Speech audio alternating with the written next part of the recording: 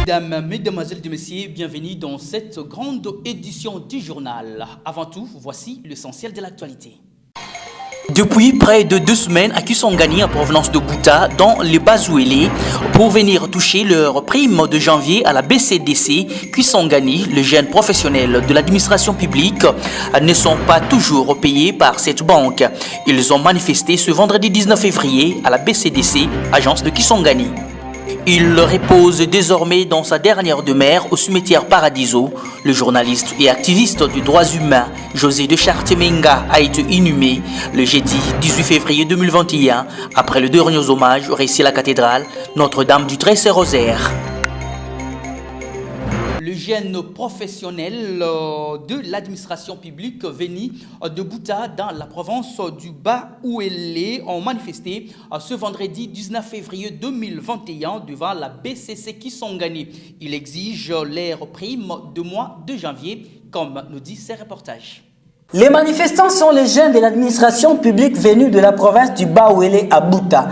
Ils sont à Kisangani depuis 2 semaines pour suivre leur prime du mois de janvier 2021 qu'ils doivent toucher via la BCDC, agence de Kisangani. Mais la banque traîne le pas. C'est ainsi qu'ils ont manifesté ce vendredi 19 février à la BCDC Kisangani. Jean-Pierre Ali Panagama est coordonnateur provincial des jeunes de l'administration publique. C'est déjà 2 semaines et demie depuis que nous sommes ici pour une petite procédure d'ouverture des comptes bancaires pour que nous soyons payés. Comprenez notre prime de performance du mois de janvier. Comprenez avec moi que nous avions quitté Bouta à plus de 328 km jusqu'ici, mais la banque ici nous dit qu'ils ne sont pas à mesure de nous payer maintenant là. Antoine Gakoua, un autre manifestant, exige qu'il soit vite payé pour rentrer continuer le travail à Bouta. Que nous sommes rassasiés de ces assurances.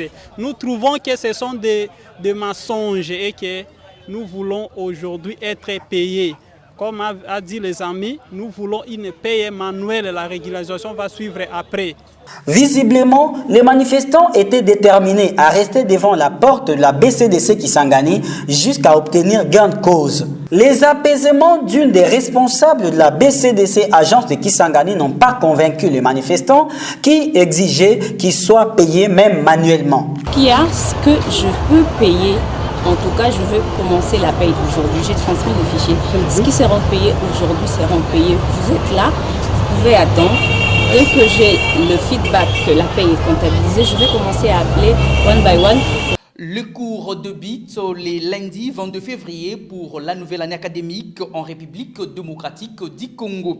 Ceci après plusieurs jours d'interruption suite à la deuxième vague de la Covid-19. À l'Université Mariste du Congo, par exemple, la rentrée aura lieu le 22 février, mais les cours vont débuter le 1er mars, selon le recteur de cette université, Billy Bolakonga. Pour des raisons pratiques, à partir du lundi, nous commençons avec les activités pré-académiques. Ça veut dire la désinfection des salles déjà. Déjà les travaux pour accueillir les étudiants sont en cours. Et nous avons aussi le conseil de l'université qui doit se tenir au courant de la semaine prochaine.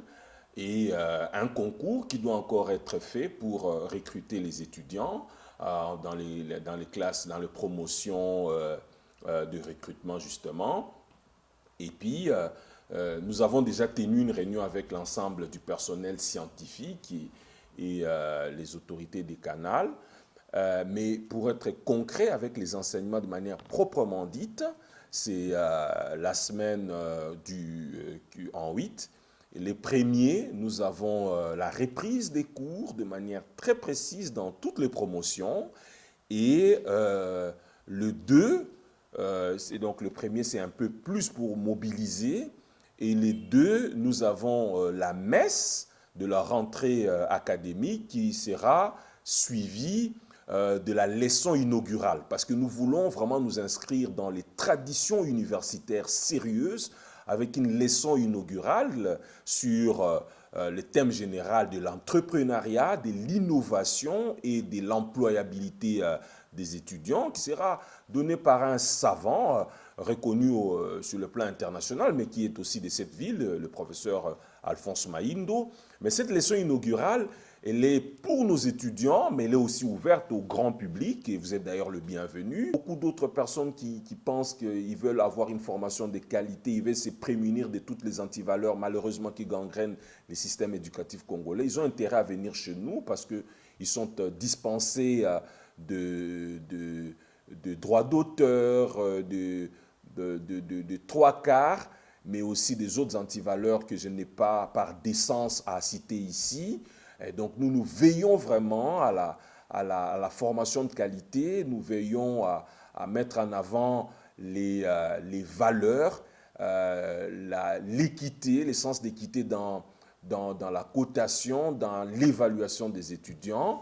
Et nous disons aussi que nous tenons à respecter les calendriers académiques. Donc... Le ministre national des Actions humanitaires et Solidarité nationale, Steve Mbikai, a animé une conférence de débat à l'intention de leaders d'opinion de la ville de Kisangani sous le thème Front patriotique Félix Tshisekedi Tshilombo 2023. La salle de réunion de restaurant La Fourchette de Boyomez a servi de cadre à cette activité. Suivez ces reportages. Front patriotique Félix Tshisekedi Tshilombo 2023, c'est sous ce thème que le ministre national des Actions humanitaires et Solidarité nationale, Steve Mbikai, a animé une conférence de débat à présence de plusieurs personnalités, le leader des associations et autres.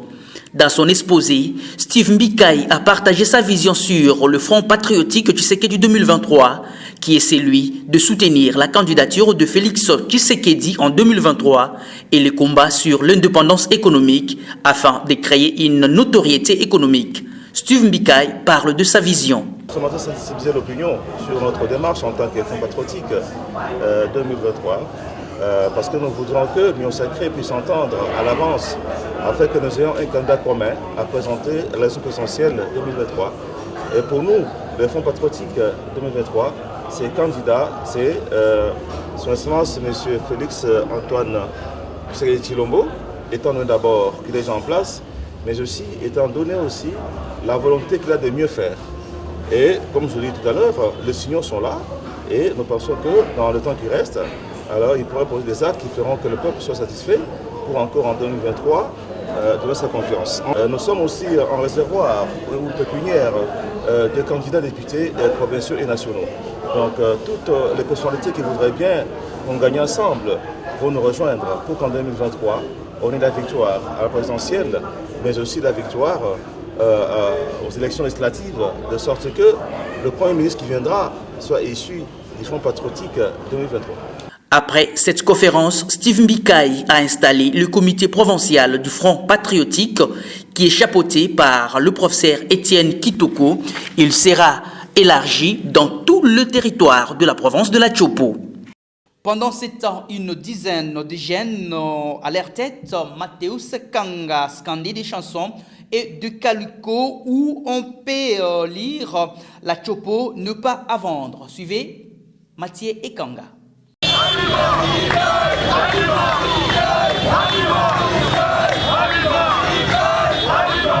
sommes en train de protester contre la présence de M. Steve Mbikai dans la province de la Tchopo. Il nous amène un truc de FP 2023, Félix président 2023. Nous ne sommes pas contre le président Félix, certes. Mais à ce moment ici, 2 ans déjà, la Tchopo n'a rien bénéficié. On vient nous parler de l'élection 2023. On est d'abord d'améliorer les sociales de la population. On est d'abord de pouvoir améliorer les conditions de vie. On vient nous parler des élections 2023. C'est une aventure. Mais apparemment, ce n'est pas Félix le candidat unique, c'est la démocratie. C'est la démocratie, certes. Une page noire, le corps du journaliste José Deschartes Menga a été conduit à sa dernière demeure le jeudi à 18 février 2021. À cette occasion, une messe d'action de grâce a été célébrée à la cathédrale Notre-Dame du Saint-Rosaire à présence de plusieurs personnalités de la province. De précision dans ces reportages. Cette messe d'action de grâce a été célébrée ce jeudi 18 février à la cathédrale Notre-Dame du 13 Saint-Rosaire pour rendre les derniers hommages à José Deschartes Menga. Le gouverneur de province de la Chopo, le membre de la société civile et autres étaient présents. Les témoignages sur la vie de l'illustre disparu ont été faits par plusieurs personnes. La Chopo ne pourra jamais vous oublier. Tous les journalistes ici présents reconnaissent en vous le rôle du maître, du guide.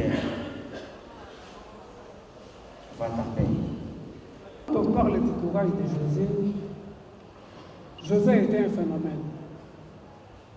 Parce que quand on commençait ce mouvement, tous les jeunes avaient peur du MPR.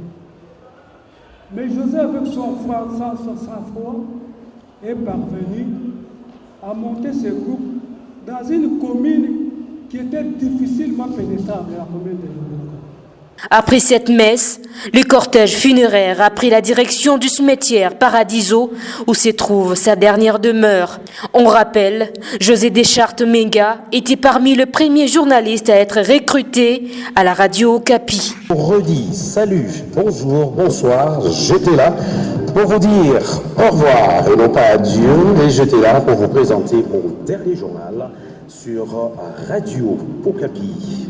Complètement bouclé, mesdames, mesdemoiselles et messieurs. Merci pour votre fidélité. Merci à Clément Hassani qui était derrière la caméra. Merci à Germain Bousso qui nous a réalisé. Au nom de la grande équipe rédactionnelle, je vous dis merci et bonne suite des programmes.